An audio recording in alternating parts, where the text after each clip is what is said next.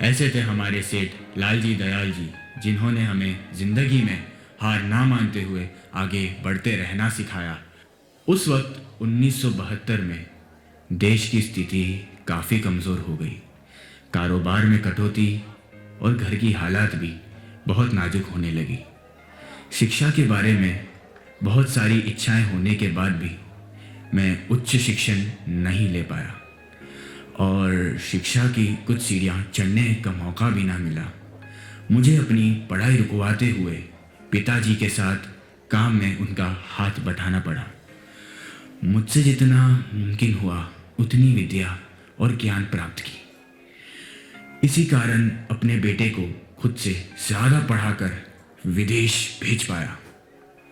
ये हम सब का कर्तव्य है कि हम हमारी संस्कृति, परंपरा और उसके मूल्यों का जतन करें।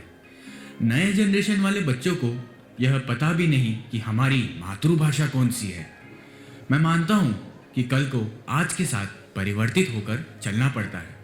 हर एक को अपनी सभ्यता संभालनी जरूरी है। आवता जाता केम छो, कहता जा जो, इतना तो बोलना आना चाहिए, तभी हमारी भाषा टिक सकती है। वरना कुछ वर्षकाल के बाद आने वाले बच्चे पूछेंगे, गुजराती क्या छे? औरों की भाषा सीखना हमारी विद्वत्ता का प्रतीक है, मगर अपनी मातृभाषा भूलना बहुत ही हानिकारक है। मगर अफसोस कि तुम्हें अपनी भाषा नहीं आवड़ती, बहुत दुख की बात है। हमारे लालजी भाई दयाल सिर्फ दयाल ही नहीं, दयालु भी थे। अपनी कमाई के फंड से खास तौर से गुजरातियों के लिए गुजराती भाषा का विद्यालय शुरू की, जिसके कारण हमारी भाषा हर एक की ज़बान में बोलती रही। कौन कहता है भगवान नहीं?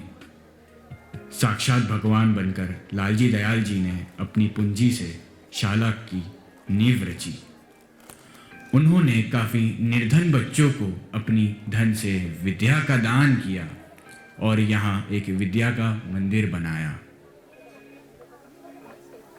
किड्स, तुम्हें पता है मैं भी उस लीलावती लालजी दयाल स्कूल का स्टूडेंट था।